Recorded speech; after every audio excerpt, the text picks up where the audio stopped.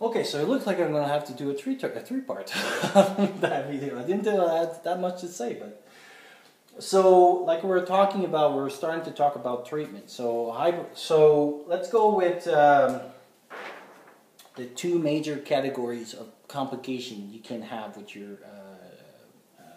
treatments.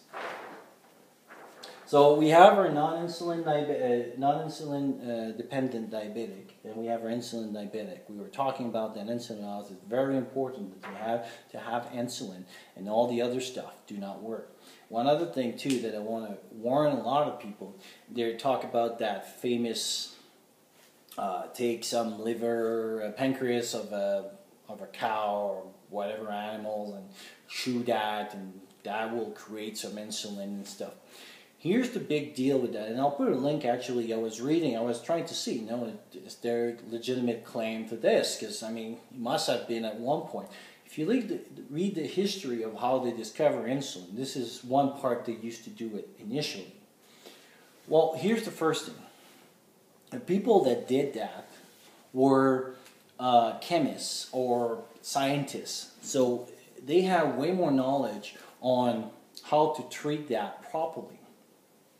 If you're going to put this in your blender and inject that in an IV, I don't think that the sterility of whatever you're going to do will be there. So if you're going to do whatever they did in the past, you need to do exactly the procedure, the way they did it, with exactly the proper equipment, which I don't think most people have that self-reliance, have, first of all, those equipment in self-reliance medicine. The case that I read actually was very interesting. It was a little girl, and it was a child that they give that insulin to, and they did that process. Well, the first thing that happened, and this is what I warned people about, and actually got kicked out of forum because I said that, is that when you inject something in your body that your body doesn't like, so if you're allergic to milk or something, your body doesn't, that's what creates an allergic reaction. Your body sees that as an enemy and will attack again. The machine is a stupid, intelligent machine. Sees an enemy, I go full blown on it, and this is what we call an anaphylactic reaction. So you have an allergic reaction to something that went to your body. And then you go and you can swell and everything because of all the produce that the body throws at that stuff. It has a lot of side effects to it as well. Helps keep the body clean and safe, but in the same time it kills its own self because of the treatment. So that's why we give the epi and all that stuff. Well, if you give this to a person, you will create that system. And even if you do not, like for whatever reason you manage to have exactly the right combination and stuff, the chance that you will not produce sepsis, which is being like a big infection of a whole body, is pretty much almost 0 to none. You will create sepsis most likely because your product won't be sterile, and you won't use the proper techniques to how to manipulate that.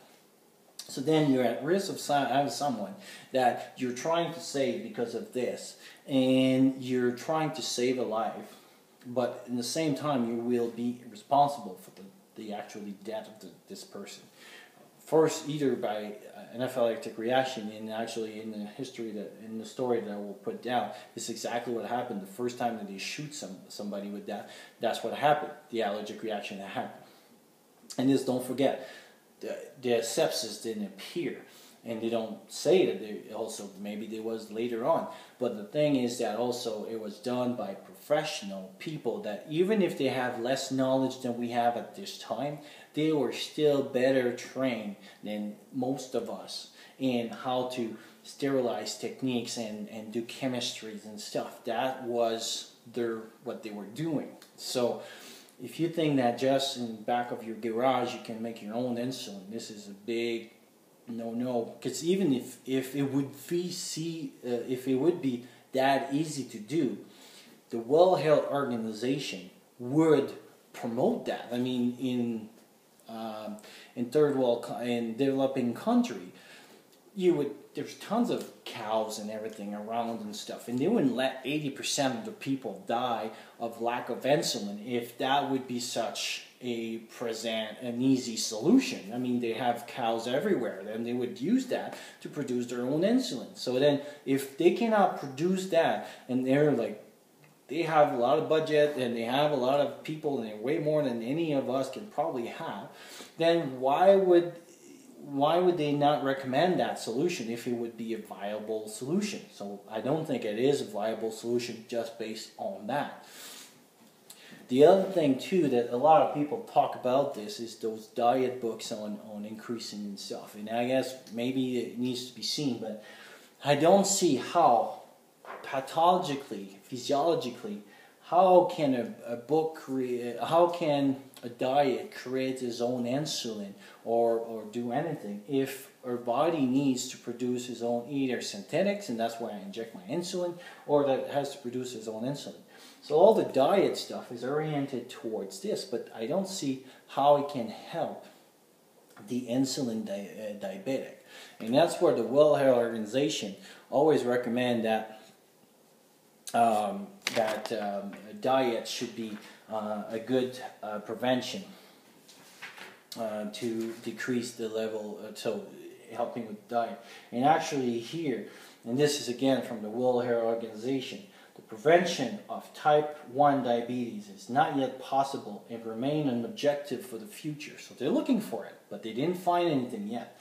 The prevention of type 2 diabetes has been shown to be possible and require actions now. Basically, you can help your type 2 diabetes, but type 1 right now, so in the insulin diabetic, there's nothing we can do right now.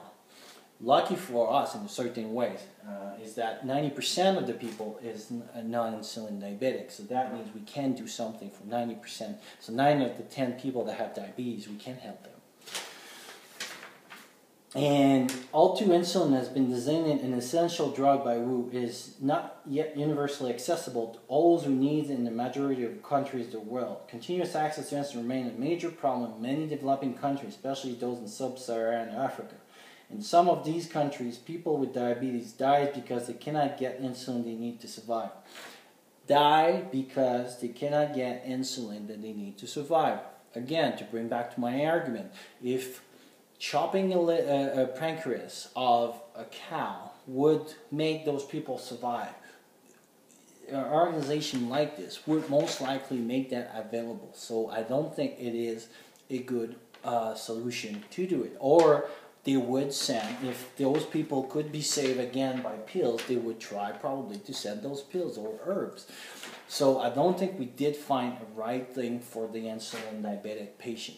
So if you're in like this and you need to do your preparation, that's what you need. You need to keep you need to read the labels, and you need to keep your insulin, and probably in your bug out or bug in solution, probably bug in would be better, because bugging out means that you need to walk and function like this.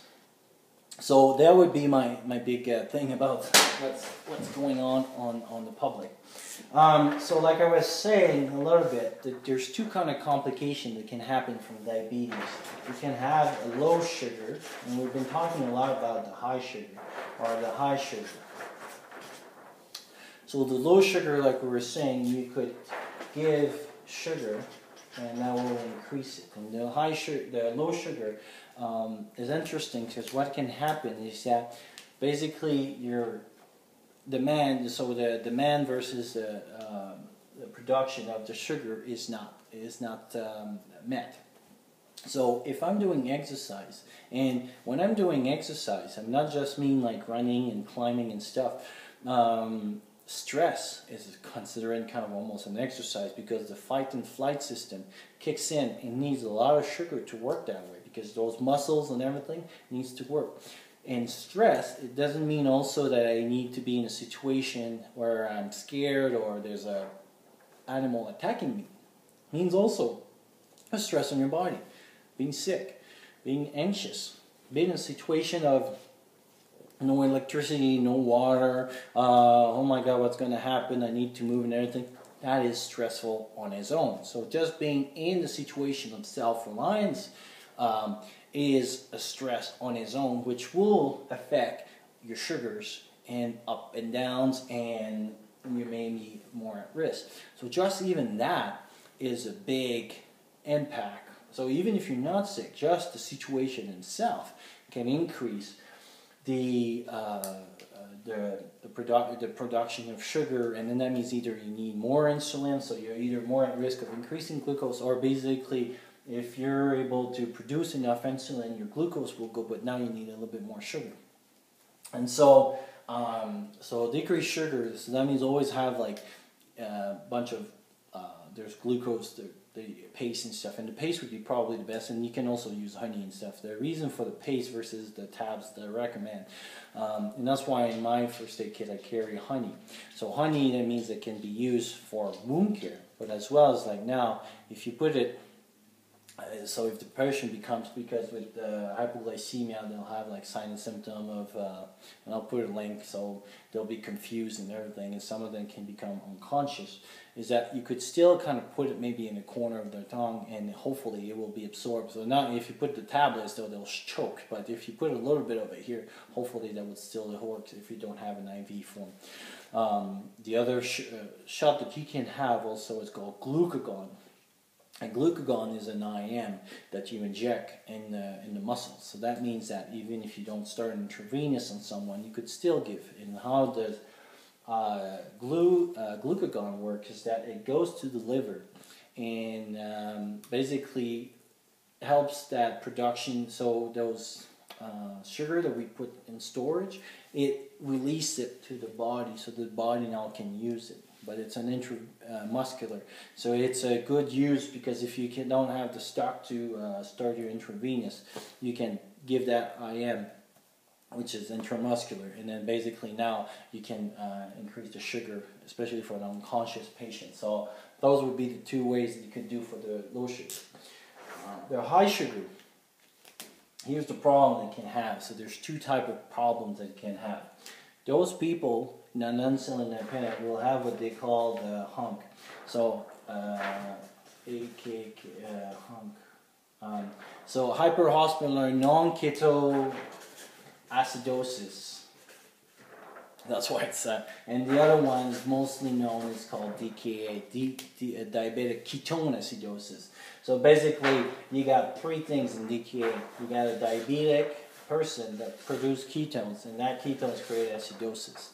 And the hunk people, they're hyperhospitalar non-ketone acidosis, meaning that the sugar, like we were talking about, it's big pooling. So it pulls all the water out of the cells into the vessels. But there's enough sugar to still make the body, so there's still enough insulin, that is produced, that still that some sugar goes into the cells. And this is the big difference between those two systems, is that this one will be more chronic, because there's still enough sugar going into the cells to make it functional.